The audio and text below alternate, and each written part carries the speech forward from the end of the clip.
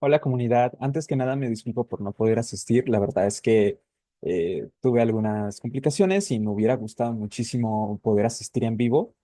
Sin embargo, no quería dejar de dar la charla, así que a continuación les comparto un video. Espero que les esté gustando mucho este evento y que les guste muchísimo esta charla, pero sobre todo que les sea muy interesante y que los motive a continuar aprendiendo sobre ciberseguridad y si consigo mi objetivo que les interesa entrar en el mundo del hardware y combinado con ciberseguridad. Esta charla está diseñada para todas las personas interesadas en aprender sobre ciberseguridad, pero también motivados en aprender IoT, especialmente, como dije, seguridad en IoT. Si trabajas en tecnología, es probable que ya sepas de lo que se trata IoT. Seguramente has escuchado charlas sobre cómo asegurar las redes en dispositivos IoT, sobre todas estas cosas no relacionadas con en la nube, etcétera. Pero esta charla pues más bien quiero presentarte un ángulo distinto en el que puedas ponerte en los zapatos de alguien que se dedica al desarrollo de firmware, es decir, software para dispositivos embebidos, y que puedas entender cómo es que es este proceso de diseñar un producto seguro. Y si ya conoces un poco este proceso, bueno, que conectes más con la idea central de la charla, que es hablar de cómo asegurar estos dispositivos desde su diseño y cómo es importante cuidar la seguridad desde el primer día. Creo que todos conocemos ya la historia de muchos ataques de dispositivos IoT que han pasado a lo largo de los años, pero con esta charla también espero ayudarte a generar como esa conciencia de cómo funciona realmente y cómo muchas veces subestimamos a lo que podemos conseguir con estos dispositivos y cómo es que se puede hacer, cómo es que puedes ser muy vulnerable a los ataques cuando te descuidas en estos detalles, ¿no? Así que imaginemos una historia común. Imagina que trabajas en una empresa que vende dispositivos IoT de consumo, es decir, productos domésticos, etcétera.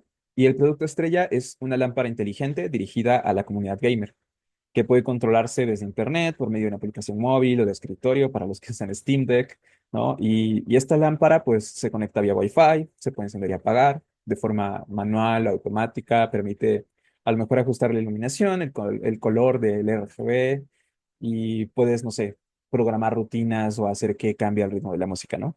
Este tipo de lámparas es como súper común y vamos a imaginar este caso en el que trabajas para esta empresa desarrollando el producto y un streamer famoso, eh, pues le gusta mucho el producto, ¿no? Lo compra, lo prueba y le ha gustado tanto que decidió recomendárselo a sus seguidores, etcétera, ¿no? Entonces, la reputación de la marca está creciendo y las ventas también y todo va de maravilla.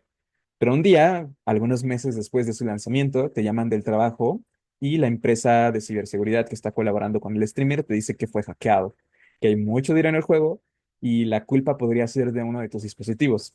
Así que van a tener que hacer un análisis forense y una reconstrucción de los hechos y pues la reputación de la empresa ahora está en riesgo y por supuesto también las ventas. Así que pues vamos a ver qué es lo que pasó. Vamos a contar esta historia pues ficticia, obviamente que nos va a guiar a lo largo de todo lo que puede pasar desde el diseño del producto hasta el caso de un ataque y cómo se pudo haber prevenido. ¿Ok? Entonces, vamos a comenzar desde un año antes, cuando se estaba trabajando en el diseño del producto. Tú estabas ahí, comenzaron a definir los requerimientos y entonces comenzaron a hablar de la arquitectura de la solución. Imagínate, por ejemplo, que empezaron a diseñar de qué se trata el dispositivo en primer lugar, ¿no? O sea, hablamos de un dispositivo doméstico que se puede controlar desde una aplicación, así que optamos, por ejemplo, por usar conectividad Wi-Fi, ¿no? Entonces, tendríamos que, por ejemplo, esta es una lámpara RGB que está conectada vía Wi-Fi a la red de Internet del usuario y, por supuesto, por este medio podemos también pensar que su dispositivo móvil con su aplicación o la aplicación de escritorio también se comunica vía Internet, ¿no? Entonces, podríamos decir que como no podemos realmente predecir la topología de la red o la configuración del firewall que está en la casa de nuestros clientes, pues optamos por una arquitectura cliente-servidor. Es decir, esta comunicación que va a haber entre la aplicación que toma el control y nuestro dispositivo, en este caso la lámpara, pues se realiza por medio de la nube. Es decir, hay un servidor que recibe las órdenes y comunica a los dos dispositivos, ¿no? Entonces, el dispositivo siempre está escuchando por nuevas órdenes del usuario constantemente desde Internet, ¿no? Además, esto, bueno. en este tipo de dispositivos permite que tú desde cualquier parte del mundo controles el dispositivo, aunque no estén en la misma red, ¿correcto? Entonces tendríamos aquí pues nuestra lámpara, tenemos luego pues nuestro servidor en la nube, disculparán los dibujos, que está recibiendo pues toda la comunicación con el dispositivo y tenemos nuestro dispositivo móvil, por ejemplo, que también está pues permitiéndonos controlar esta lámpara, ¿no? Esto es la versión más simple de cómo funciona nuestro sistema. Ahora, la primera vez que el usuario va a conectarse a nuestra lámpara, pues necesita poder configurar a qué red se va a conectar la lámpara, cuál es la contraseña de esta red, vincularlo a su cuenta de usuario, etcétera, ¿no? Así que generalmente existe este proceso que se conoce como aprovisionamiento, en el que justamente nos conectamos por primera vez al dispositivo. Esto suele realizarse de una forma más directa por medio de Bluetooth. Lo que hacemos en este caso suele ser que nuestro dispositivo se comporta como un host y nuestro móvil se conecta como un cliente. Por lo tanto, nuestra aplicación móvil puede activar su Bluetooth, detectar a nuestro dispositivo, en este caso la lámpara inteligente, y se van a comunicar para intercambiar las credenciales del Wi-Fi y de vuelta para conectarse el foco a la cuenta de usuario, ¿no? De este modo ya tenemos como ese procedimiento básico por el que se le pues, se aprovisiona la conexión a internet para el dispositivo. Una vez que esto pasa, ya el dispositivo pues, puede encontrar la red Wi-Fi y entonces puede ya controlarse desde cualquier parte del mundo vía internet, ¿no? Ahora, como empresa, sabemos que a lo mejor podemos cometer errores, podemos cometer algún bug, o puede haber alguna vulnerabilidad, etcétera, dentro de nuestro firmware, así que decidimos realizar también eh, un sistema de actualizaciones de firmware dentro de nuestra lámpara. Es decir, nuestra lámpara de vez en cuando puede descargar actualizaciones de firmware desde la nube. Y para esto, bueno, una vez que se conecta por primera vez a Internet, pues va a descargar su primera actualización en caso de que sea necesario, y si no, bueno, cuando haya una actualización disponible, la va a descargar, ¿no?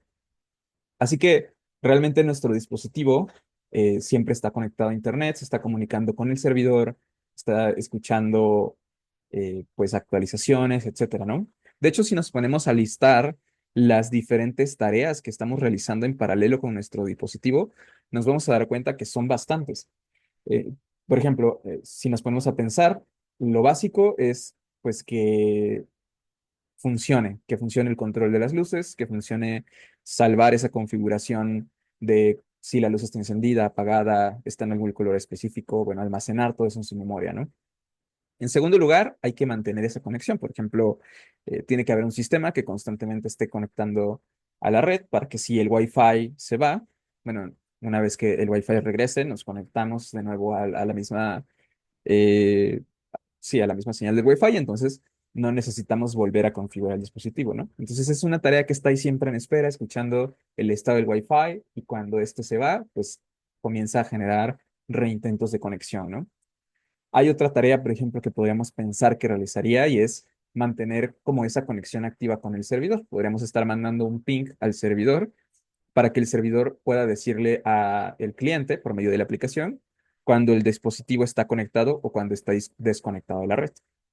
De este modo, podemos realizar múltiples tareas en paralelo. Sabemos que vamos a tener una gran cantidad de cosas corriendo al mismo tiempo en nuestro dispositivo. Otro de ellos sería, por ejemplo, las actualizaciones de software, etcétera, ¿no? Entonces, aquí ya entendemos que hay varias tareas que el dispositivo, por más simple que parezca controlar un simple foco LED, realmente hay varias tareas que implementar, ¿no? De hecho, solamente que, con la necesidad de que el Wi-Fi funcione y el Bluetooth, pero sobre todo el Wi-Fi, que es más complejo, ya el dispositivo tiene una serie de requerimientos bien interesantes porque necesitamos pues una implementación de los protocolos de red, que se le asigne una IP, que tenga conexión TCP, y ya para la aplicación a nivel de enviar y recibir comandos o comunicarse con el servidor, pues a lo mejor lo va a hacer por HTTP, por MQTT, por WebSockets, etcétera, ¿no? Entonces, Vamos a necesitar toda esta implementación, este stack de protocolos de red y protocolos de comunicación con el servidor, que también requieren manejar eventos y procesos en segundo plano. Así que, como empresa, vemos que pues es un sistema complejo, así que es buena idea tener nuestro código organizado y elegir un sistema operativo embebido, también conocido como RTOS o RTOS. Este tipo de sistemas operativos son muy comunes en dispositivos embebidos, específicamente en dispositivos IoT, porque son sistemas operativos más simples que usar un Windows o un Android. Están pensados para aplicaciones de bajo consumo. Algunas veces funcionan incluso con baterías, con un procesador muy sencillo, con una memoria muy reducida. Hablamos de megabytes incluso. Entonces, este tipo de sistemas operativos, pues está diseñado más bien para usos muy específicos y es lo que se suele usar en estos dispositivos, ¿no? Pero nos incluyen suficientes cosas para organizar mejor nuestro código. Nos permiten declarar diferentes tareas que se ejecutan en paralelo, nos permiten la comunicación entre procesos del sistema, nos permite pues, simular esta ejecución en paralelo, incluso cuando solamente tenemos un core o dos cores físicos dentro de nuestro procesador. Entonces, esto es como muy útil para el desarrollo de productos, por lo tanto, suele utilizarse bastante en la actualidad. Así que estaríamos hablando de que seguramente al escoger el hardware, el chip que vamos a escoger podría ser un sistema chip que suele ser un tipo de chip que ya incluye pues nuestros cores de procesamiento, memoria, incluso en algunos casos hay un modelo que se utiliza bastante a nivel de hobby, que es el ESP32. Suele tener ya incluida toda la tecnología de hardware para las conexiones vía Wi-Fi, vía Bluetooth, etcétera, ¿no? O sea, ya en un solo chip viene todo lo que necesitas listo para programarlo. Entonces, estos son muy comunes también en dispositivos IoT. Otra cosa que es muy importante es que pues, los tiempos de respuesta no pueden ser demasiado lentos, ¿no? Estamos hablando de un producto de consumo que los usuarios quieren que reaccione pues, relativamente rápido, que no tarde en funcionar para tener una buena experiencia, ¿no? Así que, pues podríamos tener, por ejemplo, que este es un dispositivo que por necesitar correr un sistema operativo, por muy pequeño que sea, por tener tantas tareas en paralelo y por necesitar cierta velocidad de respuesta, pues tendría que por lo menos ser un dispositivo de 32 bits. ¿No? Por lo tanto, bueno, ya estamos definiendo ahí los requerimientos del software, del hardware, que vamos a necesitar, ¿no? Suponiendo que escogiéramos un ESP32, ya incluso tendríamos la capacidad de Wi-Fi y de Bluetooth. Entonces, decidimos trabajar con estas herramientas, ¿no? Decidimos, bueno, no voy a reinventar la rueda, voy a utilizar librerías open source para poder facilitar mi trabajo. Y aquí podríamos escoger una marca de RTOS, ¿no? Por ejemplo, para productos IoT existe uno muy famoso que se llama Zephyr OS, que este es un sistema operativo que está mantenido por la Linux Foundation, así que cuenta con un respaldo muy importante por parte de la comunidad detrás de Linux y también de muchas empresas. Y además es un sistema operativo pues centrado en IoT. Entonces, diseñamos nuestro producto.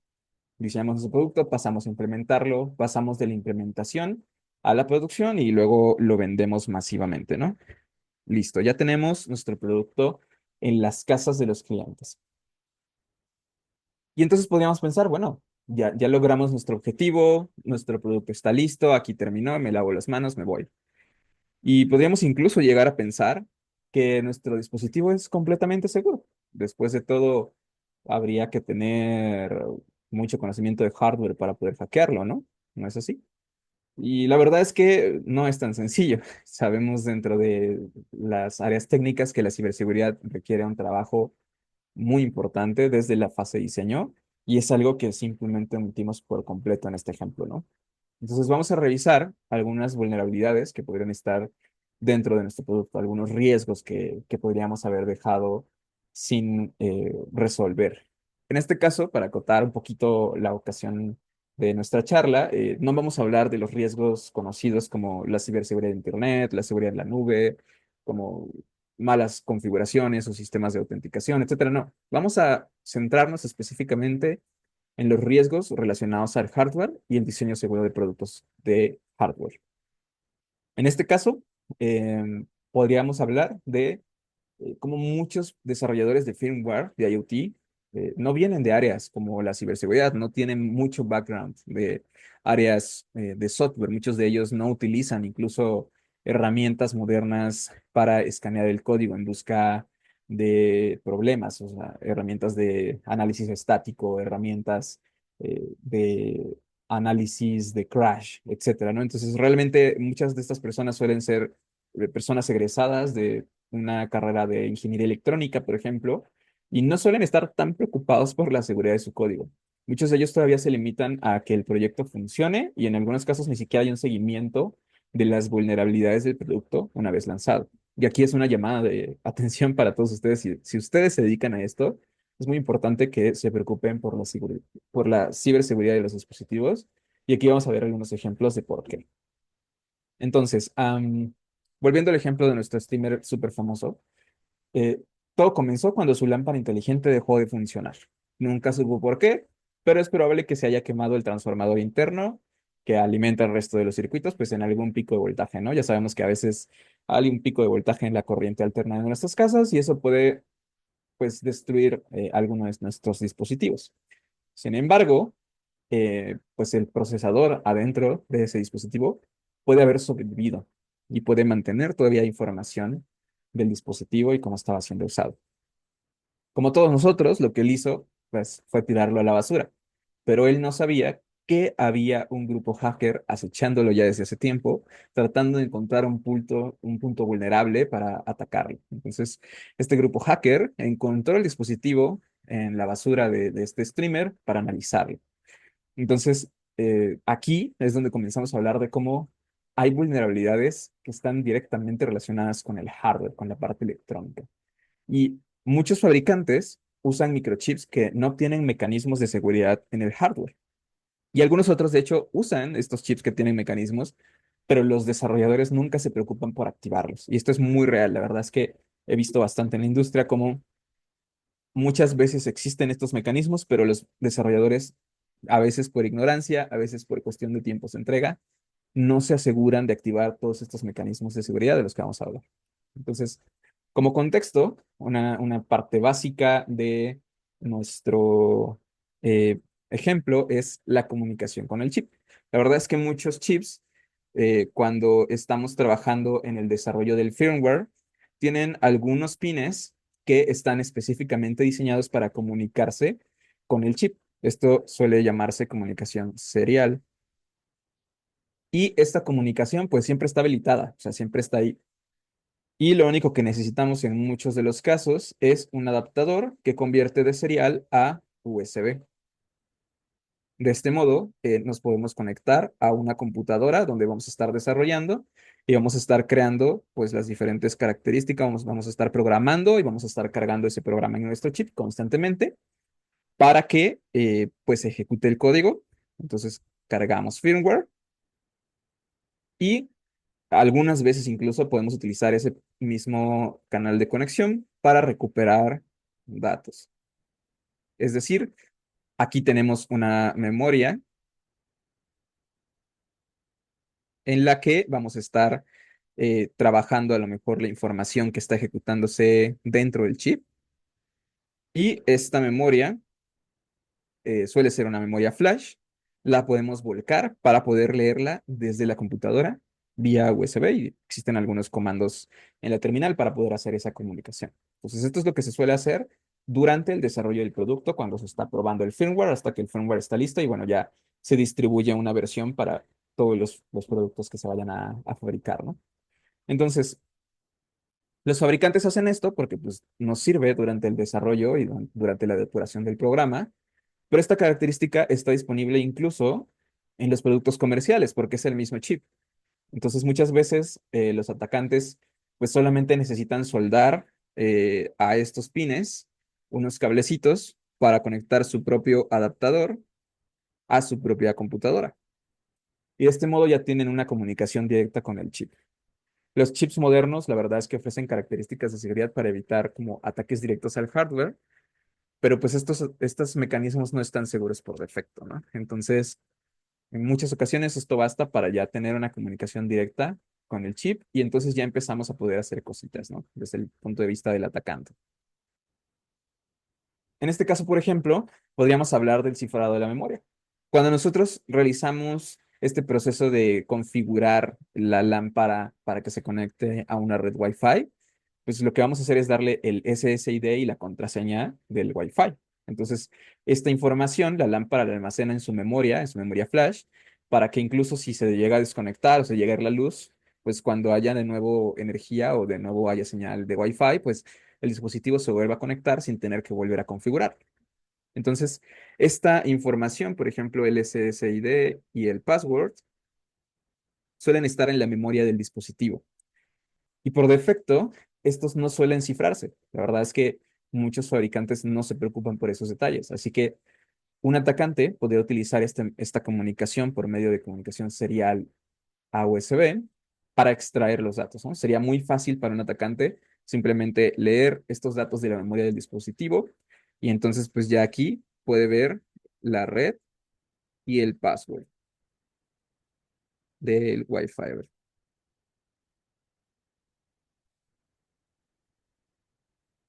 ¿ok? Entonces ya el atacante, con una tarea muy simple de realizar realmente, podría haber conseguido, en este caso, en nuestro ejemplo, pues la contraseña Wi-Fi de nuestro streamer famoso. Este podría ser solamente uno de los ejemplos, pero vamos a ver qué más podría pasar. Y aquí estamos hablando de otros detalles, por ejemplo, el cifrado de archivos. Lo mismo que pasa con estos datos que están en memoria, puede pasar que algunos archivos que van dentro de nuestro dispositivo también no estén cifrados. Entonces, por ejemplo, estos dispositivos pueden tener sistemas de archivos, así como los que tienen nuestras computadoras, donde contienen certificados, claves públicas y privadas. A lo mejor si este dispositivo utiliza alguna especie de página HTTP, perdón, página HTML o algo así, aquí está el código guardado para mandarlo al navegador, ¿no? O sea, todos esos datos que son archivos, pues estarían almacenados en este sistema de archivos. Y este sistema de archivos también no suele estar cifrado por defecto. De hecho, hay muchos dispositivos que no soportan el cifrado. ¿Por qué? Porque son hardware tan sencillo que no se preocupa por eso. Sin embargo, hay algunos que sí. Entonces, en este caso, pues lo mismo que hicimos con el SSID y el password, podríamos, por ejemplo, un atacante podría extraer los certificados de autenticación con el que el dispositivo, en este caso la lámpara, se autentica frente al servidor para comunicarse con él y mencionar que es un dispositivo legítimo en la red, ¿no? Entonces, estamos hablando también de una vulnerabilidad muy similar. Y otra cosa muy similar que puede pasar es el firmware, es decir, el código que se está ejecutando aquí en nuestro dispositivo también puede ser leído y alterado por medio de este bus de comunicación serial. Durante el desarrollo, como expliqué, pues esto es normal, o sea, vamos a cargar firmware constantemente y incluso podemos recuperar el firmware del dispositivo por este medio de comunicación.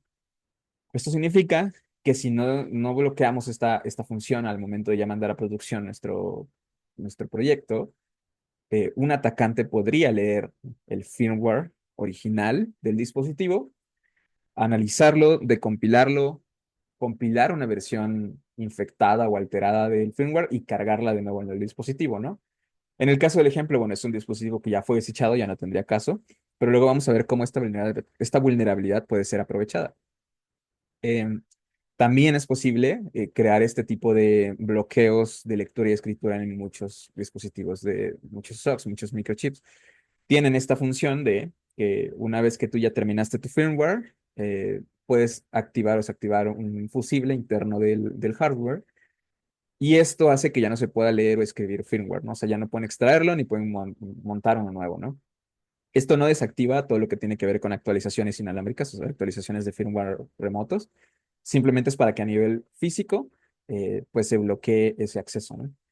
Entonces, con todo lo anterior, nuestros atacantes pues ya tendrían un acceso a una serie de datos bien sensibles, ¿no? Podrían, por ejemplo, saber el Wi-Fi, haber recuperado certificados, podrían incluso tener una copia del código original o crear un código pues completamente infectado de malware para montar en futuros dispositivos, ¿no? Y después vendría lo que son los ataques de red. además de los ataques físicos que puedan estar en nuestros dispositivos eh, para poder acceder a sus datos, también tenemos los ataques de red que van relacionados específicamente por temas de ser IoT. Sabemos que hay muchos ataques de red donde las computadoras o los smartphones pueden ser vulnerables, pero en el IoT sucede algo muy, muy específico que es el hardware de IoT suele ser muy simple, es decir, no suele ser el mismo procesador que tendrías en una computadora, no sueles tener tanta RAM o tanto almacenamiento como tendrías en un smartphone. Realmente son muy reducidos, hablamos de megabytes de información, o sea, son muy limitados. Por lo tanto, muchas veces los fabricantes y los desarrolladores utilizan versiones reducidas de los protocolos, utilizan versiones incluso antiguas de las cosas que necesitan para tener solamente el mínimo indispensable para cumplir con el requerimiento que pueda ejecutarse en un dispositivo tan simple. Entonces, supongamos que los atacantes ya lograron recuperar la clave del Wi-Fi. Si el usuario está utilizando, no sé, protocolos de comunicación seguros en su navegador o tiene una red VPN, pues esto no sería suficiente para hacer un gran daño. Pero esto puede ser bien diferente si hablamos de un dispositivo IoT conectado a esa red, porque como dije, muchas veces estos dispositivos son más reducidos y por lo tanto se diseñan de una forma menos fuerte en cuanto a seguridad. De hecho, si volvemos al ejemplo de nuestro streamer, pues podemos recordar que él ama nuestro producto, ¿no? Así que es muy probable que después de desechar el anterior consiguió uno nuevo y lo sigue utilizando. Así que podríamos incluso asumir que ahora dentro de su red local, en este mismo instante tiene un dispositivo vulnerable que los atacantes pueden explotar. Entonces ya estamos hablando de un problema porque ya hay un dispositivo dentro de la red que se puede aprovechar. Por ejemplo, vamos a pasar ya a los ejemplos directos. Muchos dispositivos para conectarse al Internet, dispositivos IoT específicamente, tienen estos protocolos reducidos o en versiones anteriores con tal de usar menos procesador o menos memoria, etcétera. Así que pueden llegar a utilizar, por ejemplo, la conexión Wi-Fi en lugar de utilizar una protección WPA3, que sería el estándar actual para que la comunicación vaya cifrada y evitar ciertos ataques a nivel de Wi-Fi. Bueno, a lo mejor está utilizando el dispositivo IoT WPA2. Eso significa que a lo mejor el usuario en su computadora, en su smartphone, pues tiene un gran nivel de seguridad para comunicarse con su Wi-Fi, pero el dispositivo, al tener una versión más simple o anterior, obsoleta incluso del protocolo, hace que el router que está en la casa tenga que disminuir también de versión para poder darle el servicio. Así que ya no están bajo la protección del estándar más actual, sino que pues por una facilidad del desarrollo, por disminuir los costos, aquí lo que acaba de hacer el fabricante y los desarrolladores es pues disminuir el nivel de seguridad a costa de pues hacer un dispositivo más barato. Entonces, esto puede pasar y es muy común. Pero ¿qué haría esto? Que entonces, al usar un protocolo anterior, estaríamos siendo vulnerables a todos los ataques que este protocolo tenía, ¿no? Entonces, aquí, por ejemplo, podría suceder un tipo de ataque que conocemos como Evil Twin. Este tipo de ataque era utilizado para las redes WPA2 para poder crear una red falsa de Wi-Fi que se hace pasar por la red legítima con el mismo SSID y la misma contraseña que la red legítima. Y ahora en nuestro caso, en nuestro ejemplo, que ya tienen el SSID, bien podrían hacerlo, ¿no? Y este también consiste en forzar la desconexión de la red original para que el dispositivo o cualquier dispositivo que esté buscando esa red, pues se conecte a la red falsa. Y de este modo, esta red falsa que es administrada por los atacantes, pues ya se convierte en una vulnerabilidad, ya la comunicación está infiltrada, y entonces, por supuesto, ya pues perdimos el control sobre lo que pasa en la red, ¿no? Y este dispositivo ya se conectó a una red maliciosa. Entonces, esto se puede evitar tan fácil como que los desarrolladores del producto se aseguren de utilizar protocolos actualizados y mantenerse enviando parches de seguridad a las nuevas vulnerabilidades después del lanzamiento del producto. Sin embargo, muchos fabricantes, como decían, no tienen esa disciplina. Incluso si un dispositivo era seguro durante su desarrollo y su lanzamiento, pero después de lanzarlo se encontraron nuevas vulnerabilidades, pues muchos no lanzan estos parches de seguridad, entonces ya sería vulnerable, ¿no? Así que bueno, esto pudo haber pasado. Podrían hacer que nuestro dispositivo IoT se conecte a una red falsa, ¿ok? ¿Qué otra cosa podría pasar? A ver, podríamos estar hablando de comunicación no cifrada con el servidor, por ejemplo, ¿no? Es un riesgo que ya en programación de computadoras tenemos bastante dominado, pero como decía, muchas veces los desarrolladores no se preocupan por estos temas, o incluso se preocupan, pero no tanto, por lo que podrían estar utilizando HTTP sin TLS, pero podría ser peor. Podrían estar creyendo que están usando TLS para usar HTTPS para comunicarse, pero que en realidad están utilizando una versión vulnerable y que esa vulnerabilidad pueda ser explotada todavía, ¿no? Entonces, en cualquiera de los dos casos, ahora el dispositivo se encuentra en una red falsa y además los atacantes ya podrían empezar a atacar la comunicación, incluso si se esperaba que el TLS protegiera esa comunicación con el servidor, ¿no? De hecho, podemos recordar cómo los atacantes pudieron haber accedido al firmware original y generar una versión maliciosa, ¿no? Así que podrían utilizar esta nueva vulnerabilidad para enviar una actualización de firmware falsa al nuevo dispositivo que está vulnerable en la red, ¿no? O sea, tenemos, por ejemplo, nuestra red original, nuestra red falsa. En este caso, nuestro dispositivo estaba conectado a la red original, pero esta conexión se perdió por los atacantes y tuvo que conectarse a una nueva red, que es la red falsa. A través de esta red trata de acceder a el servidor, pero aquí esta red es administrada por los atacantes. Por lo tanto, ellos pueden alterar esta comunicación para modificar lo que fluye por esa red. Así que incluso cuando nuestro dispositivo cree que está descargando una actualización de firmware legítima, en realidad puede que esté descargando una actualización de firmware falso. Y es por eso que lo que hablábamos hace rato, de que se puede extraer el firmware de nuestro dispositivo, es un riesgo, porque entonces al generar una versión alterada de ese firmware, ellos pudieron ya infectar a nuestros dispositivos que están en este momento funcionando en una instalación real, en una red de una víctima, ¿no? Entonces, este dispositivo puede parecer que está funcionando bien y en realidad está completamente, pues, falsificado el código, está completamente vulnerado. Ahora, ¿qué más podría pasar? Pues esto podría evitarse, por supuesto, si los desarrolladores hicieran su trabajo, como decía yo, eh, y pues trabajaran en los parches necesarios para las actualizaciones, etcétera. Pero realmente estamos hablando de un caso que puede pasar y que ha pasado incluso, ¿no? Y algo muy similar puede pasar con el firmware. El firmware es un caso también específico en el que hablamos de tenemos las actualizaciones de firmware que podemos instalarlas físicamente, pero también habíamos hablado de tenemos actualizaciones remotas. Es decir, constantemente el fabricante puede estar emitiendo actualizaciones de firmware, las publica en el servidor y cuando los dispositivos detectan esta nueva versión, la descargan, la instalan y la ejecutan, ¿no? Entonces, estas actualizaciones también pueden venir, eh, pues también pueden ser vulneradas. Hablamos ahorita de que ya tenemos un ejemplo de man in the middle, donde los atacantes ya tienen una red falsa atacando a nuestro dispositivo y por lo tanto ya pueden interferir la comunicación y enviar un firmware que es completamente modificado, ¿no? Vulnerable. Pero todavía hay un paso más que pudo haber salvado a este dispositivo. Y es que las actualizaciones de firmware se pueden firmar. Es decir, tú puedes programar el dispositivo de forma que una actualización falsa no se descargue y no se instale y no se ejecute.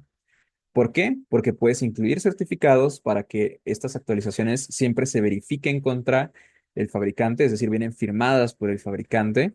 Y si tú no tienes la clave privada que tiene el fabricante en sus servidores, entonces no puedes firmar el firmware de forma confiable. Entonces el dispositivo no lo va a aceptar, va a rechazar esa actualización y no va a pasar a mayores. Incluso si la información, si la comunicación estuviera intervenida, como en el caso que estamos viendo.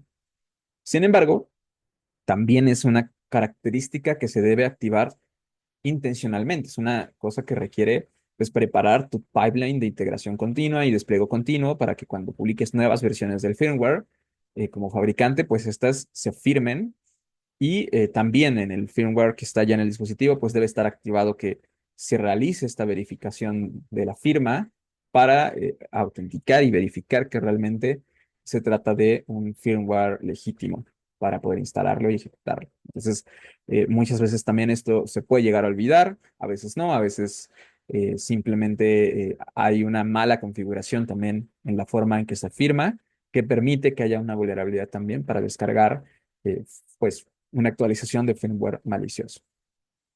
Entonces, para resumir todo lo que pasó aquí, ya en este momento estaríamos hablando de que nuestro dispositivo que está ya no es el que desechó nuestro usuario, sino es este foco que tiene funcionando en su estudio, en su casa, este mismo está vulnerado. En este momento ya tiene una versión del firmware que ya no es la versión legítima y que puede funcionar, incluso puede funcionar igual que la versión original. De hecho, incluso al interceptar esta comunicación con esta red falsa, podrían haber interceptado los certificados que hacen que el dispositivo se autentique contra el servidor y que el servidor lo detecte de forma legítima y haberlos inyectado en el nuevo firmware malicioso para que esta comunicación pues siga ocurriendo de forma normal. Así que el usuario podría ni siquiera darse cuenta de que su dispositivo está completamente vulnerado.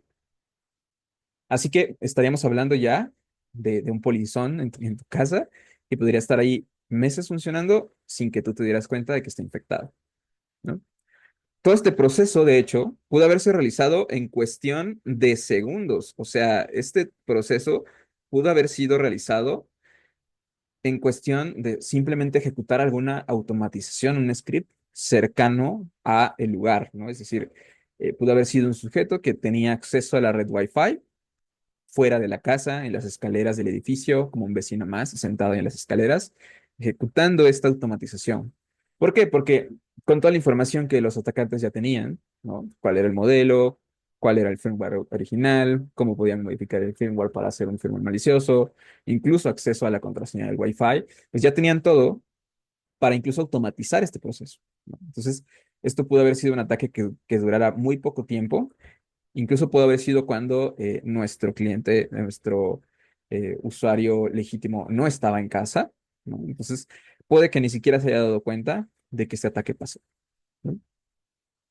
Entonces, este dispositivo infectado, una vez que fue infectado, pues el atacante pues se pudo regresar a su casa, ya el host malicioso que estábamos utilizando aquí pues dejó de existir y la comunicación regresó al host original, ¿no? Entonces este ya se fue. Sin embargo, como el dispositivo ya está infectado, pues ya se está estableciendo una comunicación pues a otro servidor al que no debería.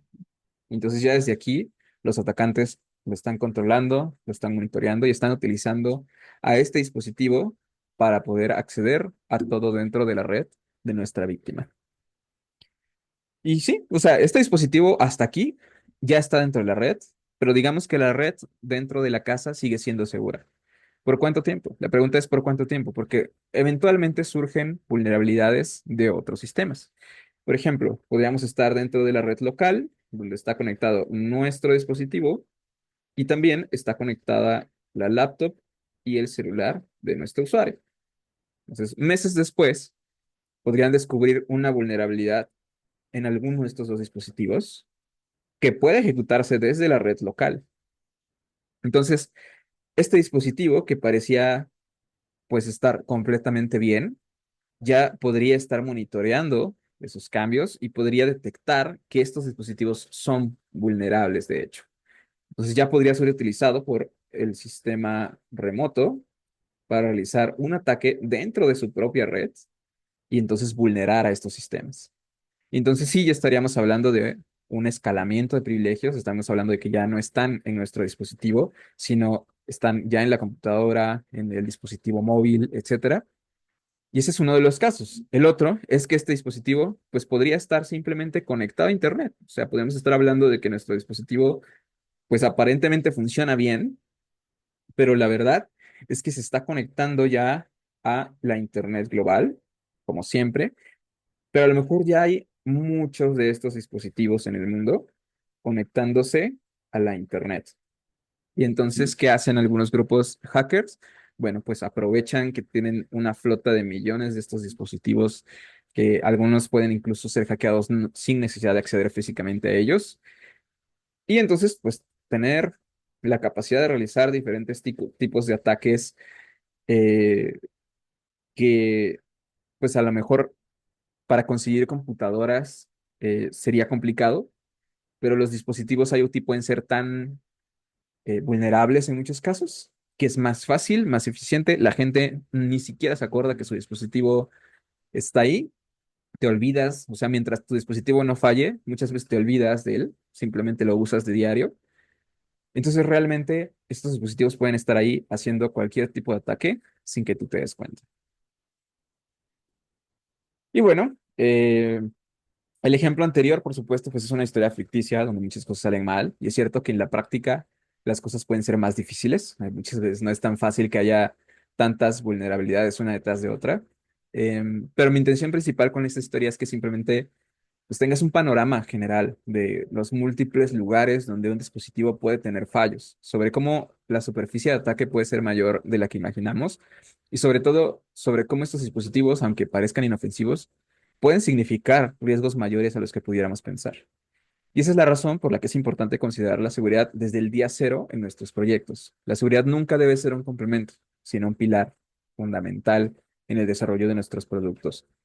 Y desde que diseñamos cada componente de software, de firmware, de hardware, debemos saber siempre que ningún sistema es seguro y que vamos a necesitar incluso adaptarlo con el tiempo. Es decir, no es solamente lanzar el producto, es darle ese mantenimiento, ese seguimiento de vulnerabilidades, lanzar parches de seguridad.